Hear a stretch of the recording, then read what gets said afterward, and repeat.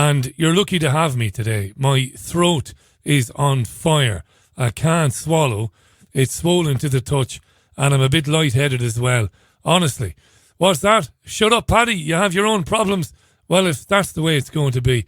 No, I'm really under the weather. I began to feel unwell yesterday afternoon.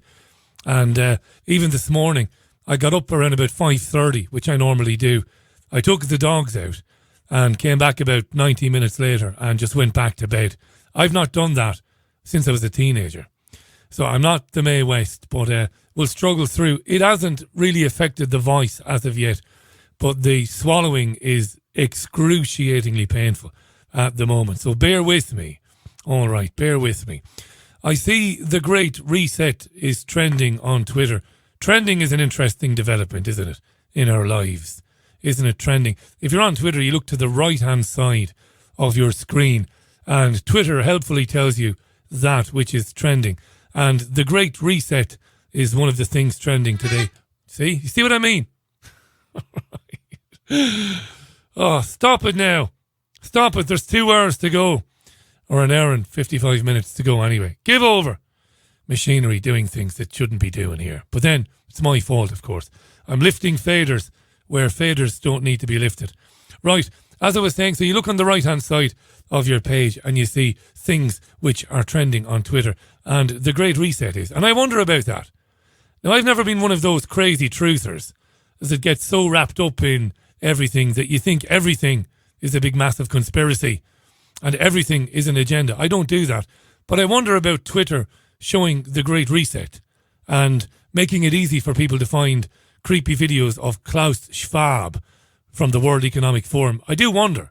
I get suspicious when social media starts pushing something that you'd imagine they'd want to keep hidden from me and you. I'm like Bill DeVasher in The Firm. Did you read The Firm, did you? Did you, I'm asking you? John Grisham. Did you see the film? Wilford Brimley plays the security guard Bill DeVasher. And he says something like, I get suspicious when I've got nothing to be suspicious about. Why is Twitter pushing the Great Reset? I don't know. Maybe you'll tell me you know everything. I know nothing. I know nada. Matt Hancock hasn't been arrested, by the way, the Health Secretary, and there isn't any arrest warrant for him. Not issued by the Chief Magistrate, Emma Arbuthnot, or anybody else. More on that later, or maybe not more on that later. I don't know. I don't care about truthers.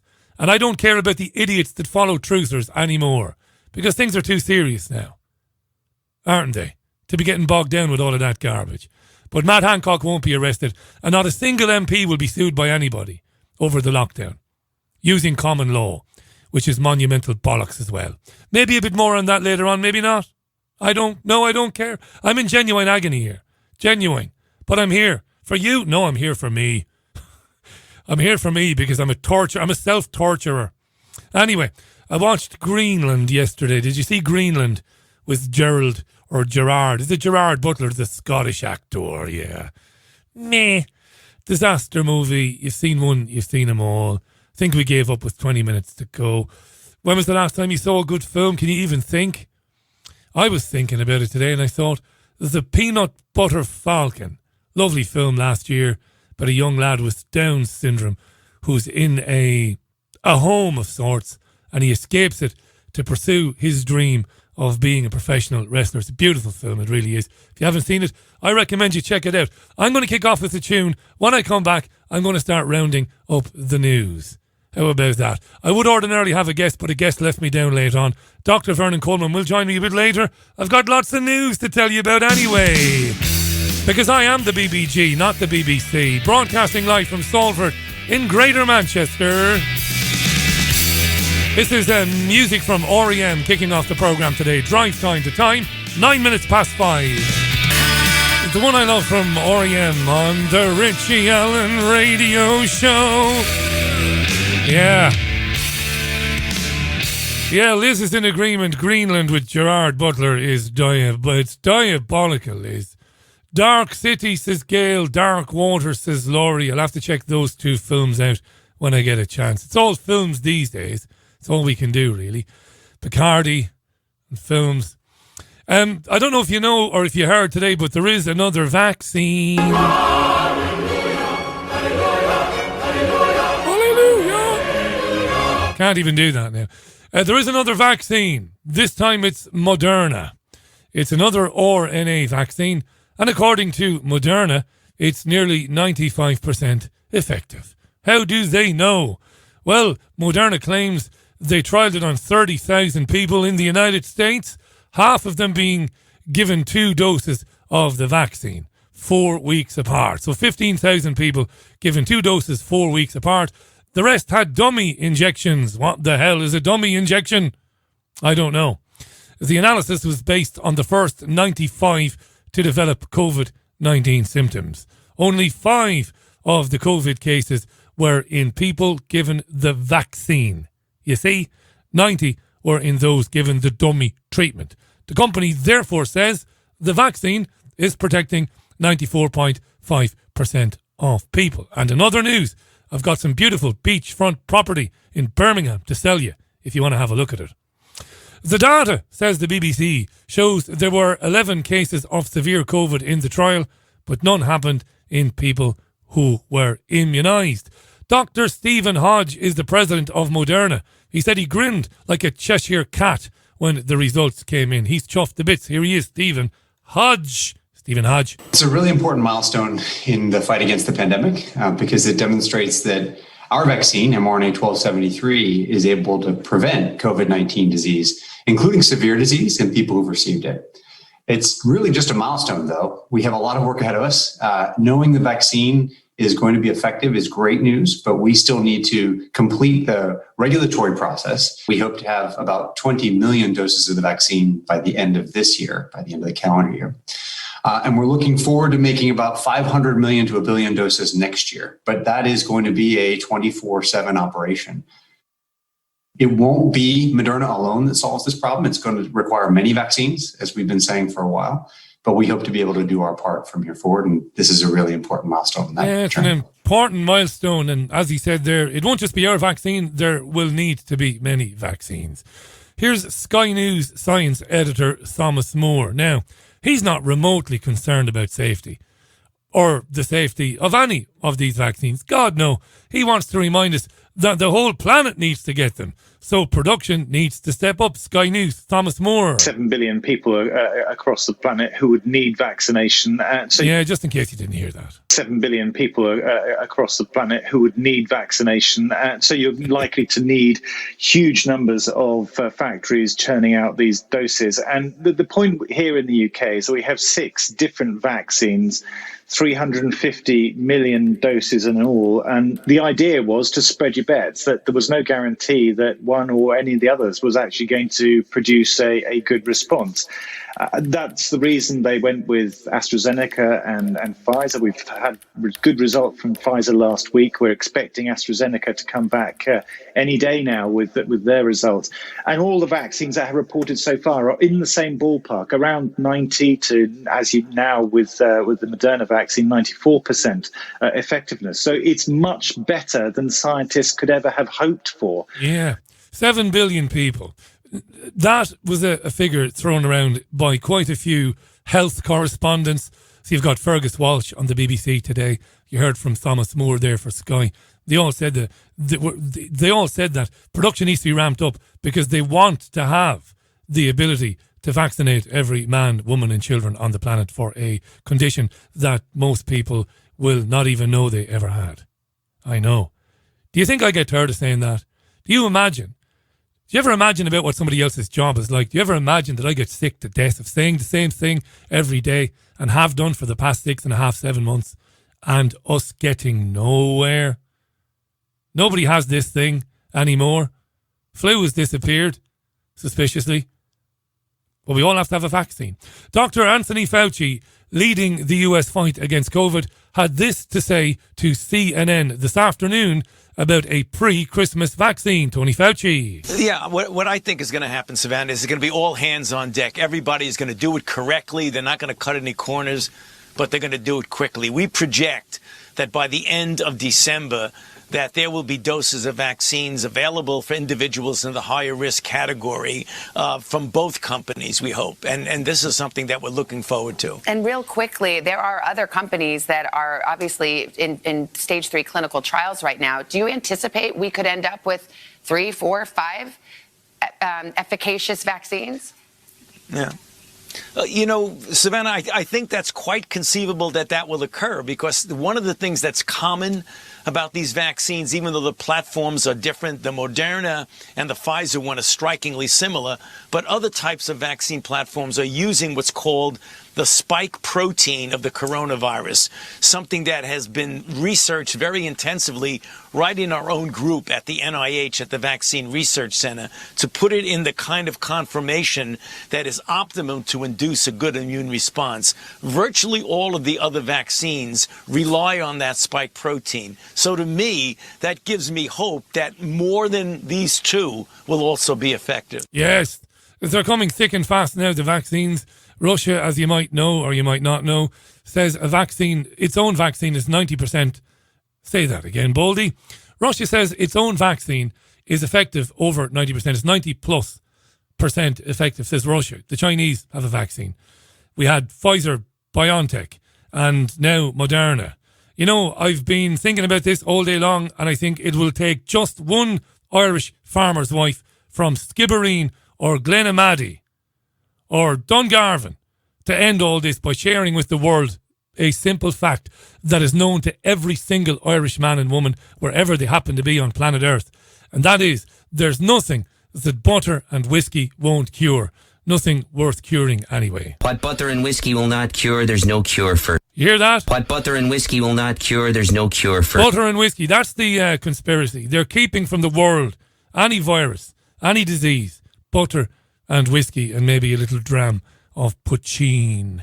Loads of anti-vaxxer stories in the press today and yesterday. Did you come across some of those? What to do about the anti-vaxxers and their crazy conspiracy theories. This isn't a joke now. The Times, the Mail, all the tabloids, not just the Mail, ran stories in the last 48 hours about groups of anti-vaxxers and what needs to be done about them. The Times ran a very interesting story today. I meant to screen grab it because the Times isn't free online. I meant to screen grab it and upload it to Twitter and Facebook, but I spent most of the day in bed. Yes, for the first time ever. If you're just joining the programme, I'm not feeling the Mae West. I'm a bit shaky here, to be honest. But I'm going to soldier on because I'm a hero. The Times ran a story today about a group of current and former NHS staff that are calling for the vaccine to be voluntary, but also that there should be no coercion. None whatsoever. In other words, don't tell people that, well, it's okay if you don't have it, but you can't go to the cinema. Now, I'm sure in that group of current and former NHS staff, I'm sure there are some good people there. There must be. In fact, we've met one or two of them on this show. But sadly, dear listener, and inevitably, the Times focuses on one loud, attention-seeking blonde woman, a former nurse, a muppet, a moron, who distracts from the very moderate voices who might just be worth listening to. You know what I'm saying? You see this all the time in the Mail as well. One or two idiots can taint a whole bunch of people who are saying something which needs to be heard. Anyway. Now, Sunday View is a thing of the past for now, as you know. There is a Friday programme every Friday at 3 o'clock. I'll be with you, as I was last Friday. But me not doing Sunday View didn't stop me watching the Andrew Marr show yesterday. Andrew, God bless him, with his half a body working on him. He had Ugur Sahin on, the co-founder of BioNTech. Ugur Sahin, I think they pronounce it. Ugur Sahin, BioNTech and Pfizer have made the first alleged breakthrough vaccine. We heard all about this last week and how it might be available for vulnerable people, the elderly and key workers by December.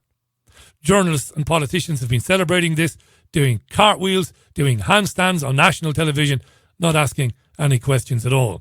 So yesterday, Andrew Marr had Ugur Sahin. Yes, and he asked him about a return to normality. When can we get back to normal? Here's Andrew Marr. Now, in this country, we had a yes, yes, yes moment when a leading academic said he thought we would be back to normal by the spring because of the vaccine. So what is your assessment? Will we be back to normal? And if so, when? This winter will be hard. Yeah, so we will not have a big impact on the infection numbers with our vaccine in this winter. If everything continues to go well, we will start to deliver the vaccine end of this year, beginning next year. Our goal is to deliver more than 300 millions of vaccine doses until April next year, which could allow us to already start to make an impact. The bigger impact will happen until summer. Yeah, the summer will help us anyway because the infection rate will go down in summer. And what is absolutely essential is that we get a high vaccination rate until or before autumn, winter next year. So that means all the immunization vaccination approaches must be accomplished before next autumn. Yeah, and I'm confident that this will happen because there are a number of vaccine companies helping us to increase the supply and so that we could have a normal winter next year. So that sounds like a lot of work ahead. So for you, I suppose, back to the laboratory. Nothing goes back to normal until next winter, says Ugur Shahin, this bloke from BioNTech who has collaborated with Pfizer on the first of these RNA vaccines. I listened to all the interview. I had no time to Andrew Marr ask him a serious question. Listen to the way that our hero, Andrew Marr, closes out the interview. Have a normal winter next year. So that sounds like a lot of work ahead. So for you, I suppose, back to the laboratory, not to the beach or the yacht. Yes. Not to the beach or the yacht. Yes. A little bit beach is also fine. A little bit beach is also fine. Mr. Shahin, thanks very much indeed for joining us and congratulations from all of us. Congratulations from all of us. Yeah, thank you so much. It was a pleasure. You might almost say the man who saved the world. No, now, you might do politics. your fucking job. You might say the man who saved the world, says Andrew Marr, BBC's heavyweight political interviewer after the semi-retirement of Andrew Neil. This is astonishing stuff. He had him on for about 11 minutes and it was all softball questions. And at the end, wonderful, the beach, the yacht, fabulous. You're the man. Congratulations. You might say the man who saved the world. That's the BBC in 2020. I suppose it's been the BBC for many years. Rather than doing his job, Marr is in awe of the guy. Yes, right. It's 25 minutes past the hour. The BBG, not the BBC. My name is Richie Allen. Dr. Vernon Coleman will join the programme in the second hour. It's lovely to be with you this Monday. Keep those tweets coming in. I'll read some when we come back from the Traveling Wilburys. Well, it's Traveling Wilburys Volume 1, arguably one of the greatest albums of all time. I think it is anyway. That was for my great mate Jean Ann Crowley, who I know to be a huge fan of the Traveling Wilburys. And she's got a fair idea about the Wilburys. Jeff Lynne, I don't think British people or English people, I don't think they realise just how much of a genius Jeff Lynne is. Now, I love Jeff Lynne. I didn't love Jeff Lynne when I was younger. I came to Jeff Lynne and ELO in much later life, sadly. And typically, like that bloke who gives up smoking and then becomes an expert on everything, everything bad about cigarettes, I became obsessed with Jeff Lynne and his career and everything he did. Jeff, as well as being the genius behind ELO, is also one of the greatest musical producers there's ever been in history. In fact, not just my opinion. I'm not saying the greatest, one is the greatest. I mean, it's no big surprise that when the Beatles, some years ago, the remaining Beatles, decided that they were going to remaster the entire Beatles back catalogue, they called in Jeff Lynne and got Jeff Lynne to do it. He's an absolute stone-cold genius. And the Traveling Wilburys came out of Jeff Lynne working with George Harrison on a brilliant LP called Cloud 9. And if I remember, Cloud 9 would have had singles like Got My Mind Set on You. Would I be right in saying that? As the big hit from that album. And Jeff produced that for George Harrison. He also produced Tom Petty around about that time. They're all good mates, Roy Orbison. Jeff produced Roy Orbison at that time as well. Roy didn't have a big hit record for years. and asked Jeff to work with him. Jeff went and worked with him. What Jeff was doing in the 80s was he was taking these legendary musicians and revitalising their careers, making them relevant again. Well, they were always relevant, but helping them reach new audiences and making their music chart worthy again or radio friendly again. Just an amazing guy. And when he was working on Cloud 9 with George Harrison, a lot of people were hanging around. Like I said, Tom Petty, Roy Orbison, and they decided to make a bonus track for George's album. And the bonus track was Handle with Care, which is an amazing song. The five of them, that would be Jeff Lynne, Roy Orbison, Tom Petty, Bob Dylan and George Harrison. And they realised that Handle with Care was such a terrific song that to release it as a standalone song would be a bit silly. So they decided to go into the studio as a 5-piece. And out of that, and I think they were together 7 or 8 days, maybe 9 days. And they recorded, at the speed of light, they recorded Traveling Wilburys Volume 1, which is just an amazing album. Anyway, a little bit of rock and roll trivia there. Brilliant stuff. Jeff Lynne, yeah, some of the stuff Jeff produced for other people in the 80s and 90s. Just a genius. And I was lucky enough a couple of years back. Jeff was at the Arena and he's so good and I love him so much. I managed to blag tickets for both nights because he was on Friday night and Saturday night and I went to both nights. The first night we were in the stands and we had a nice view, and the second night we were sitting literally pretty much on top of the stage, and I've never had a night like it. Well, I've had Paul Simon with Jean Ann Crowley. That was some bloody night, I don't mind telling you. That was a night and a half, a night to remember. Now, moving on. Back to censorship. Hey, listen, before we get to censorship, let me read some tweets because my pal Patricia Braunschweiler, great pal, turned co-producer. She's been doing a bit of producing for the programme lately, has my mate Patricia. She says, Richie, there is the fact, right after the announcement and subsequent media extravaganza, Pfizer's CEO and executive vice president both sold millions of dollars worth of stock in the company. Nothing suspicious at all here, you crazy conspiracy theorists. Patricia, you are spot on. I'll tell you something else. When news of the Moderna vaccine came about today, when we heard about the Moderna vaccine today, I was looking at Ian King. Ian King is a very good business presenter. He presents a business programme at 10 o'clock in the mornings for Sky News, right? Nice guy, Ian. And he's a good presenter. He presents it from the Shard. Is it the Shard? Or is it the Cucumber? I don't know what the bloody hell. He presents it from the Shard, maybe, in London. Anyway, I get bogged down with the stupid details that don't mean anything. Anyway, Ian King was saying today that when the Moderna vaccine was announced, he said shares rocketed up in leisure, in airplane companies, in airline, I should say, companies, and what have you. Now, what I would be doing if I was the Security and Exchange Commission, what I would be doing if I was its equivalent body here in the UK, is I would be looking to see who made suspicious bets on shares in leisure and shares in airline companies going up over the weekend. That's what I would be doing. Because these bastards are the most corrupt, evil feckers that the world has ever known. You can be damn sure before these fuckers announced this new Moderna vaccine and last week's Pfizer vaccine, you can be sure that they told their pals to go and make a killing in the stock market. Absolutely. Tired of saying it. But nobody cares. See, I used to do business briefs, so I have a bit of a business head in me. Somebody has made billions over the weekend betting on shares in certain companies going up. No doubt about it. Which means that the Pfizer and BioNTech and Moderna people should be locked up for leaking information.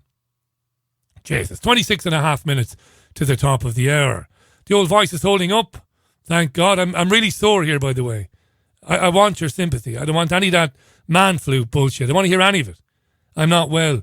Even to touch, I'm touching my throat now on either side. It's incredibly sore. Really bad now. Sounds like he's building up for a day off tomorrow. No, I'm not building up for a day off tomorrow. No, I'm not. I've got Dolores Cahill on tomorrow. I've got Gilad Atzmon on, I think. Patricia Braunschweiler there, co-producer of Tuesday's Richie Allen radio show. Patricia there, getting on the case of Dolores Cahill, who didn't want to come on the programme with me back in May, but now is going to come on. So we'll have a chat with her tomorrow. Okay, back to censorship then for a moment. The Labour Party wants the so-called tech giants to be personally fined for not taking down harmful misinformation on vaccines. You get me? And by the tech giants, the Labour Party wants the owners of the companies to be fined for not taking responsibility for getting rid of harmful misinformation on vaccines.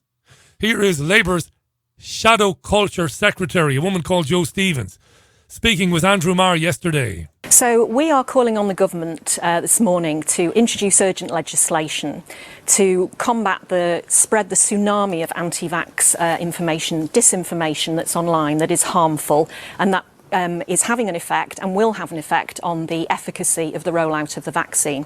So what we want the government to do is bring forward legislation that will put an onus on social media companies to be able to identify dangerous anti-vax content, to stop it going onto their platforms. But if they don't stop it going onto the platforms, to have systems in place to remove it once it's on there as quickly as possible. Right. And then if there are breaches of that regulation, because obviously, social media companies are the only area that are unregulated. We have regulation for broadcast media, we have it for print media. If there are continuous breaches, that there are proper sanctions, financial penalties that are meaningful in terms of the size of these huge global companies, but also criminal penalties if there's aggravated and persistent breaches, so personal liability on senior directors. I suppose what I'm struggling to understand is why this is necessary, because the government has actually sat down with the big social media companies and come to an agreement, and they have said that they commit to the principle that no user or company should directly profit from COVID-19 vaccine misinformation. In other words, they are getting on top of the trouble already, aren't they? They're not getting on top of the trouble, and there's plenty of evidence out there from research groups that have been looking specifically into this issue. We know, and the social media companies themselves have admitted, that self-regulation doesn't work.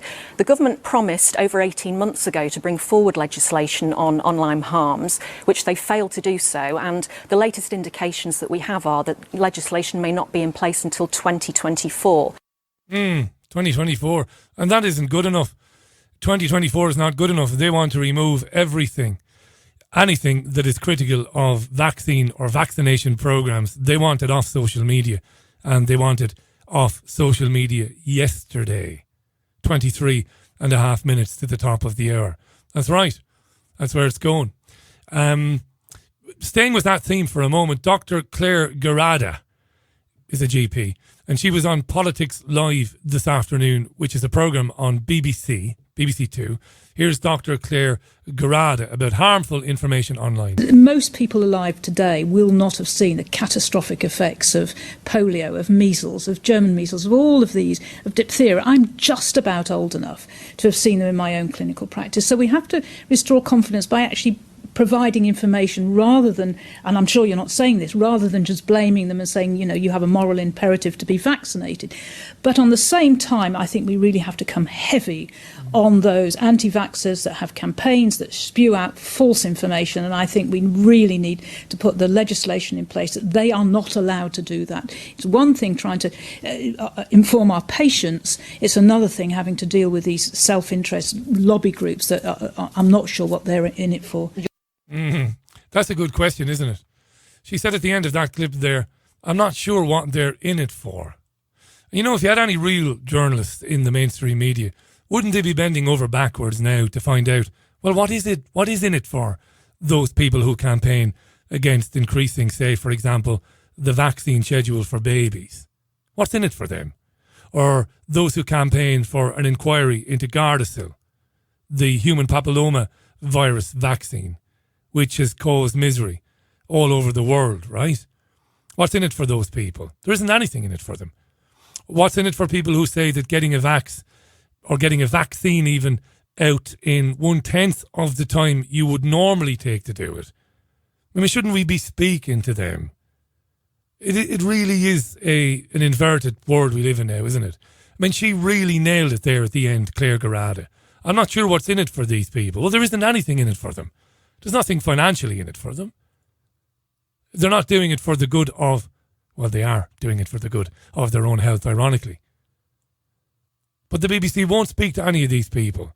And we know why the BBC won't speak to any of these people. This is a very important bit of audio that I was lucky enough to grab a few months ago. Emma Barnett, Radio 5 Live, the BBC. We actually don't, as a matter of editorial policy, we don't debate with anti-vaxxers whether they're right or wrong. We actually don't do that. Whether they're right or wrong. As a policy, we here at the BBC, we do not debate with anti-vaxxers whether they are right or whether they are wrong. There you go. The Conservative writer Peter Hitchens is sceptical about the vaccine and any return to normal. He speaks with Talk Radio's Mike Graham every Monday. This is what he had to say, Peter Hitchens. Last week's jubilation over the vaccination.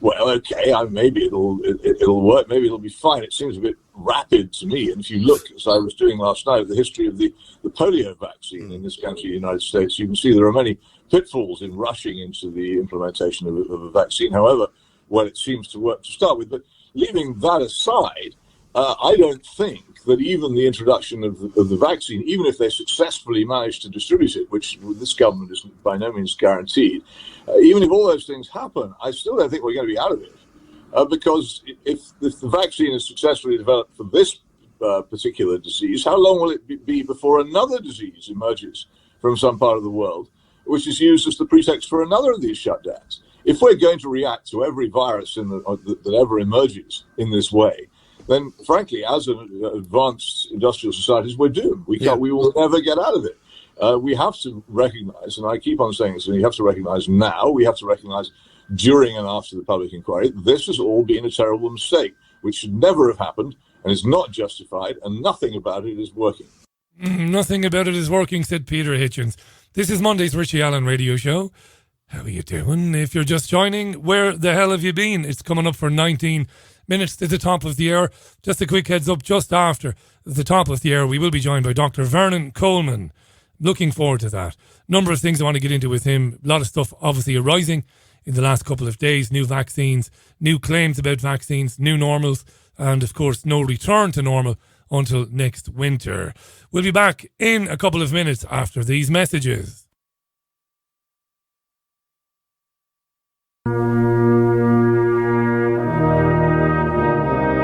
Do you feel life's passing you by? Do you want to experience new things? Then try new teabagging. Dunk and squeeze, you'll be on your knees. Teabagging is the new craze sweeping the nation, which couples everywhere are dipping in and out of. You simply lower the little bag, dunk it in a couple of times, then let the flavour flood out. Teabagging. Dunk and squeeze, you'll be on your knees. It's 100% natural, totally organic, certified GM-free, and the best bit, it only comes with the freshest of sources, like plums, if you like the fruitier varieties. The fruitier, the better for me. Teabagging. Dunk and squeeze, you'll be on your knees. And remember, the fresher the bag, the tastier the mouthful. This product is only available on The Rock Radio Breakfast Show. Do you have a small beaver? Or maybe a big beaver? Are you tired of your beaver being soaking wet after hours chasing her in the park? Then this is the product for you. Beaver Retriever.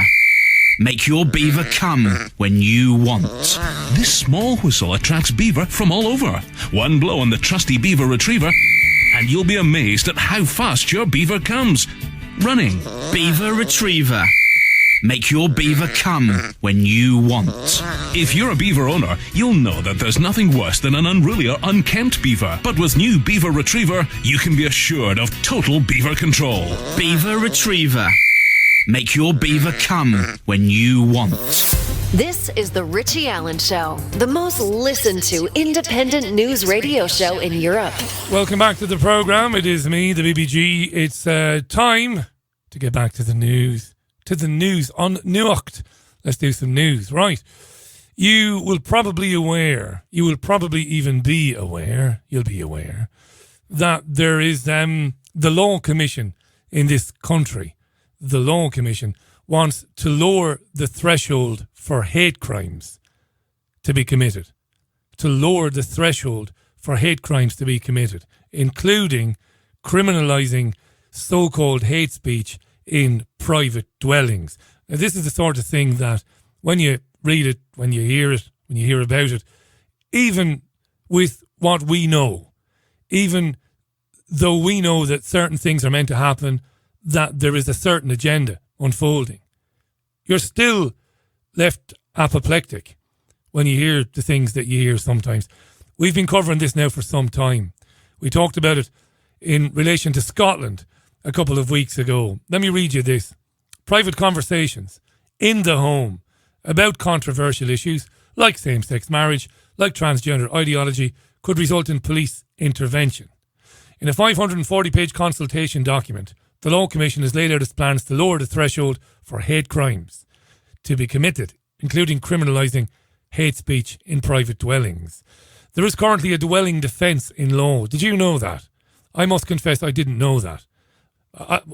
I know it now, and I knew it 3 weeks ago, 4 weeks ago. I didn't know it before then. We are currently protected by a dwelling defence in law, which protects any chat, any conversation I might have with my beloved, or you might have with your beloved, from any police intervention. You can be sitting down at home and you can be talking about issues of politics, maybe issues of identity, maybe issues of race. And whatever you say is, well, it's your business and it's within the confines of your own home. But the Law Commission wants to change that. Now, it really does. I'm not making any of this up. It's crazy. Harry Miller is a guy who founded Fair Cop. And Fair Cop opposes this hate crime legislation. He's a former police officer, and I am trying to get him to come on this programme. Harry said, if the private home law is adopted by government, a comment over the dinner table about a huge range of people could lead to a prison sentence. That's right. Human rights laws protecting privacy and family life would be, quote, in the bin, end quote. He said the proposed changes, quote, will generate unfriendliness between different communities where there is none, unquote. And all sorts of people are coming out against this, including Sarah Phillimore, family law barrister. Was it Sarah that was on the Trigger Warning show with Hayden Hewitt the other night, Thursday? Maybe it wasn't. I am a bit groggy here now. I'm dosed up to the gills with Lemsips and everything. It might have been Sarah that was on Trigger Warning on Thursday. She said, I can't believe the government is being asked to consider surveillance of citizens in their own home. How will the evidence of such hate crimes be collected? Will we have an East German-style secret police like the Stasi? Well, Julia Hartley-Brewer wanted to get into this with the law professor Andrew Tettenborn. He's a law professor. She used the Charlie Hebdo example. She asked Andrew Tettenborn, why are we here? Is this coming from the government? This was his response. I think probably it's a question of the government passing on a political hot potato. What happens is that you've got some pressure group that says Islam is an oppressed class or a particular religious minority suffers from oppression. We need heightened hate crime laws. Can't the government do something about it? What the government, of course, does is pass it on to the Law Commission on the basis that it can then say, well, it's being looked at by the experts. Unfortunately, the Law Commission have now come out saying not simply that it should be a criminal offence deliberately to foment religious hatred, but to say anything that might foment religion. And we've had claims of Islamophobia about even people discussing, I mean, again, Boris Johnson, the Prime Minister, has been accused of Islamophobia, even by a former deputy chairman of the Conservative Party, Zaid Avazi, for mocking the burqa, which I think is absolutely an item of clothing that should be mocked. And I didn't like this talking about women looking like letterboxes or robbers and things. I didn't like that. It's not language I would personally use myself. But he was actually defending the right of women to wear this absurd garment. And again, I find the garment hugely offensive as a woman. The idea that women need to hide away to not risk getting raped. I'm sorry. Just unacceptable in the Western world in our terms of our values. But the idea that itself would be a hate crime, to question the tenets of a religion which are specifically sort of very much not in line with the values that we have in this country in terms of the rights of women and equality and things, that is very troubling, isn't it? It's extremely troubling. It would also, of course, have a number of other knock-on effects if you think about it. It might mean, for example, that you couldn't buy Charlie Hebdo in this country. Because if you're a distributor Charlie Hebdo will happily mock any religion it likes, including, incidentally, Christianity. And the distributors might very well say, well, sorry, we can't handle this in case we get a knock on the door from the Metropolitan Police. Yeah, that's where it's going, and it's been going that way for some time now. David tweeted out, thanks for that, David, Alexa in the home, and he's right to say that. We do have in our homes now any number of devices which are capable of listening to what we are saying and observing what it is we're doing, even if we think it's preposterous. Name them. You have your phone, obviously. You have your computer, laptop, whatever, your tablet. You have your smart television. Most people have a smart television. I have a smart television, I confess. It's a very early model smart television from 2011 or 2012. It was given to the People's Voice as it was given to David as a present, and David didn't want it when we were packing up and leaving, and I took it, and I still have it because I'm one of those thrifty people. I'll have it until it breaks down, and they've all got cameras and they've all got microphone capability. And I know it does sound a bit crazy, it sounds a bit wacky, conspiracy theory, and you can't really mean that, but yes, conversations you're having in your home. Look, I've seen the experiments where people are having conversations about certain products, right? And then those products start showing up on when they're on Facebook or when they're reading, say, for example, the Mail Online. I say the Mail Online because the Mail Online is an incredibly successful website which generates, I would guess, a massive amount of income for the Mail through Google Ads. And the experiments, as far as I'm concerned, have proven to be very conclusive. If you're around your phone and you're talking about a product, could be anything, could be a baseball glove, it could be a pair of football boots, could be a pair of wellies. And you go online, shortly after, go onto the Mail, go onto Facebook, like I said, you'll start to receive ads directing you to where you can buy those products. Now, I'm not saying that there are men and women listening in to everybody's home, but the phones themselves are, I believe. Strange, isn't it? I don't have any evidence to support this, apart from those experiments I've seen where people have done that very thing, spoken about products, and then the products have started to show up in their feeds, in their social media feeds.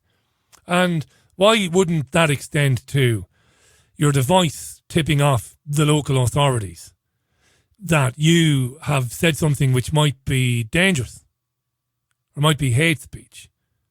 You might be in your room, right? In the near future. You might be having a drink with your wife or your husband. And you might have had a hard day. Jesus, these days are hard, right? And you have a Bacardi or two, and you're sitting there, and you might have a bit of a rant. You might let off steam. You might say something that you don't mean and that you would never do in a million years. You might say something like, see that Boris Johnson? I'd love to get a hold of him. I'd feckin' murder him if I could get a hold of him. You might say, because you're half pissed and we're all tough guys when we've had a couple of drinks. It's not something you'd ever do. But who's to say in the near future the authorities won't be alerted and somebody comes knocking? I would have said some years ago, that's crazy. But not anymore. It's exactly 6.5 minutes to 6 o'clock, to the top of the hour. It's the Richie Allen Show. What else? Live on Fab Radio 2 in Manchester, on my website, richieallen.co.uk, triggerwarning.tv, lots and lots of other places. The programme is archived on iTunes, on Podomatic, on Spotify, and for the time being, I do put it on YouTube as well. I saw a story today, I couldn't believe it. It's about video games. It was about video games, and it was about how video games can be healthy for people. Did you see this today? You did. Video games are good for our well-being, according to a University of Oxford study. University of Oxford. Yeah. People who play video games for long periods tend to report feeling happy and happier than those who don't play video games over a long period.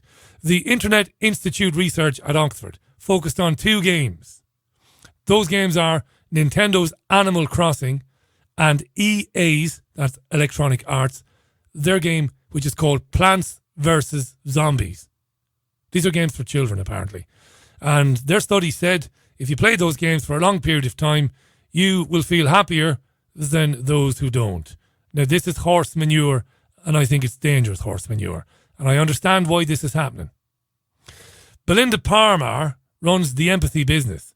She's campaigning, basically, for parents to understand just how dangerous video games are for their children and their teenagers. She's not happy, and she wanted to point out to Sky News today that the Oxford study focused on 2 fairly harmless games for children. Listen to this. You know, they've chosen 2 games, Animal Crossing and Plants vs. Zombies. They're for children. They're inoffensive. They're not violent. And if you look at the actual games that are played or have been played in 2020, they're nothing like these 2 games. They're Grand Theft Auto 5, they're Call of Duty, Mortal Kombat. I'm frustrated with this because it's a bit like doing a study on McDonald's, looking at salt and sugar content and only looking at salads and wraps. And also, these were games that the people who were over the age of 18 played. So it's not looking at the effect of these on children, it's looking at the effect of them on adults. Exactly. And I think it's teenagers. And we know from the NHS Gaming Disorder Clinic that opened last year that actually it's teenagers that we need to worry about. And particularly with games addiction, it's teenage boys. So we're looking at an age group of 15 to 17. And these games, I mean, they're just not representative of the games people are playing. And my worry is it trivializes all the hard work and all the evidence that is there by saying, oh, you know, don't worry about it. But it's also very confusing. I'm a parent of teenagers. It's very difficult to navigate this space. You know, when your kids are little, you take away the device. It's very difficult to do that as they become more and more entrenched in the world of games. Brilliant. She's brilliant. I mean, the studies are conclusive. The studies show that youngsters, young men, young women, they struggle to produce dopamine when they become addicted to these games.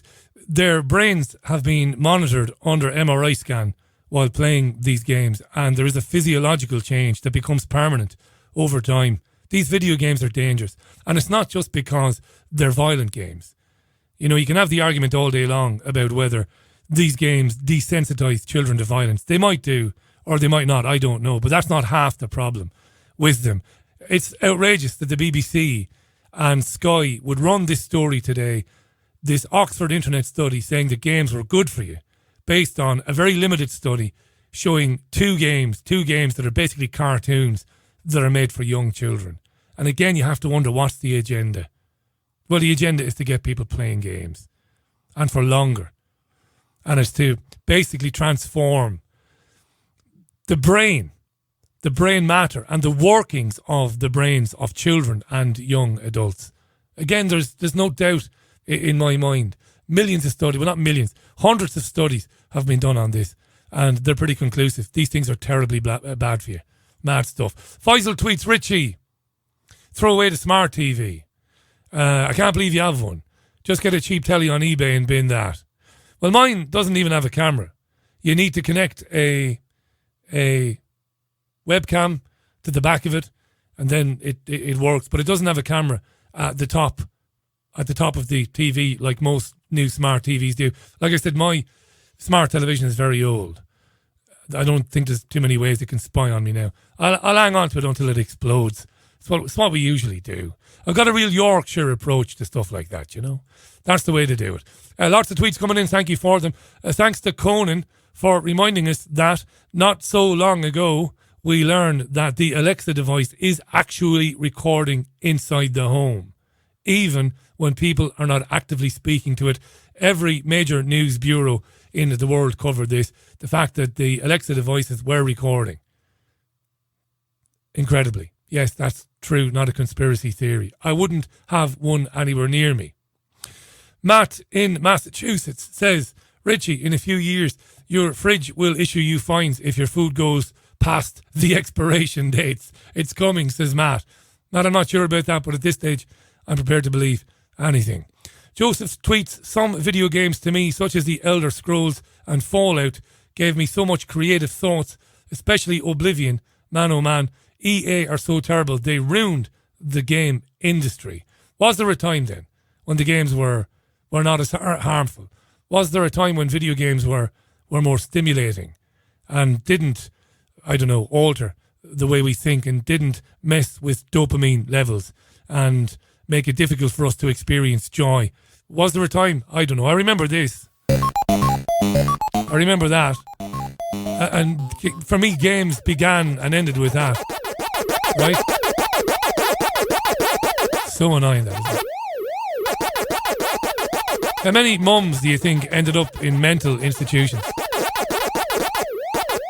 How many mothers do you think ended up in the mental? I'd say quite a few, if they were exposed to that noise all day long. Glass Onion says, with regards to ads being tailored to conversation, spot on. Was randomly speaking about going to Speedway when I was younger. Lo and behold, minutes later, Speedway was advertised on my phone. Only people in the north of England and in London will have any idea what Speedway is. If you're listening in India, if you're listening in Chechnya, if you're listening in Timbuktu or the United States of America, Speedway is motorbike racing on a dirt track where you are never going forward. You're perennially travelling sideways, but still making progress. It's lunacy, but it's good fun, is Speedway. It's coming up to 6:01. You are with the Richie Allen Radio Show. We are live. Here's a couple of things we'll just very briefly get through.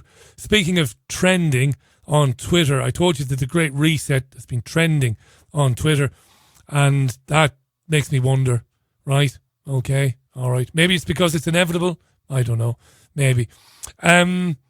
The Canadian Prime Minister, Justin Trudeau, has been talking about building back better over the weekend, as far as I understand. Here he is. This has got the tongues a-wagging. You're hearing a lot of this lately. Building back better. Boris Johnson, build back better.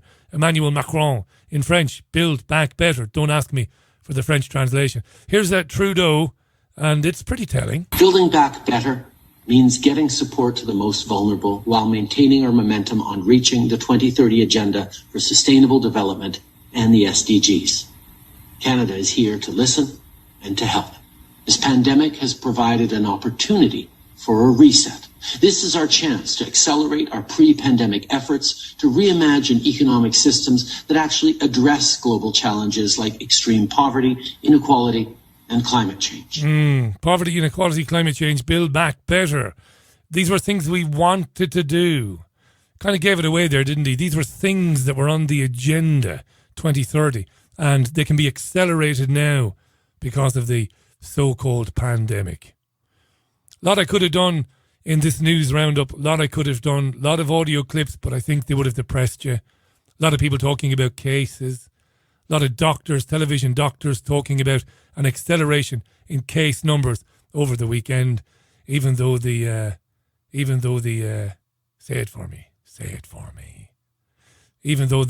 testing is pretty worthless, isn't it?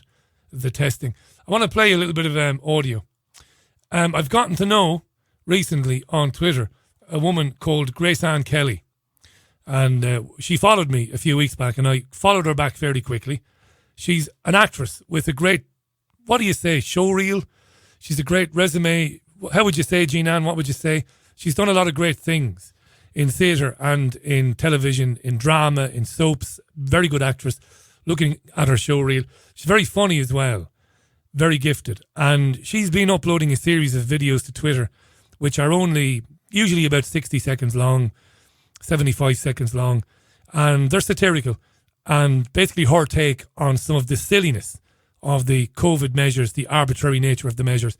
I think she's very funny. Here's one of the most recent ones. This is Irish woman Grace Ann Kelly, whom the vast majority of you won't know, but I do urge you to find her on Twitter. It's at @GraceAnn_Kelly.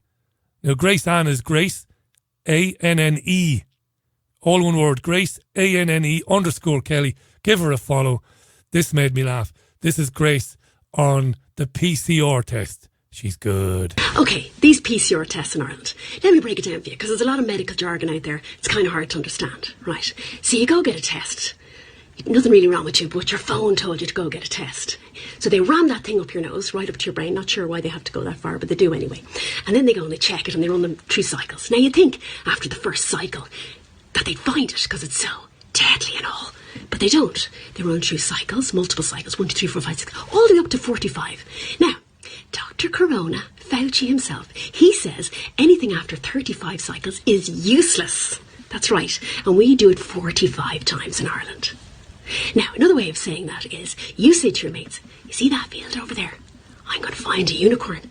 And your friends are like, no, you're not. And you say, watch me. So you go over to the field and you find a little bit of a hoof. And then you find a little bit of a tail. And then you find a little bit of a horn. And you put them all together and you shout, unicorn!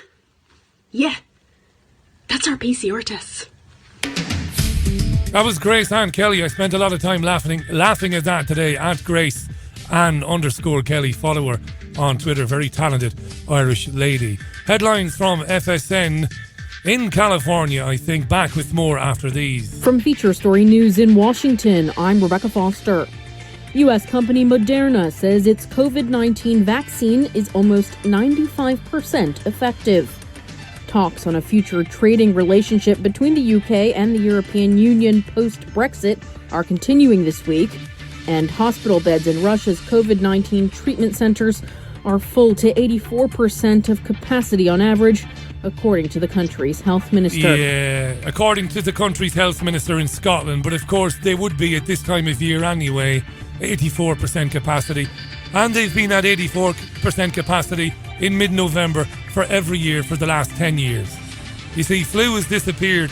COVID is the virus that keeps on giving, because if COVID is causing chaos amongst the vulnerable, it's also doing a wonderful thing in terms of it is obliterating the common cold and the flu. You just couldn't make this stuff up, could you? That's the sad thing about it. This is The Pogues on the Richie Allen Radio Show, live from Salford here in Greater Manchester. This song was written by Ewan McCall, and it's about Salford. And it's sung here by Shane McGowan. Marvellous. Dr. Vernon Coleman on the other side of this. Back in 3 minutes. Don't go anywhere. Dirty Old Town on the Richie Allen Radio Show.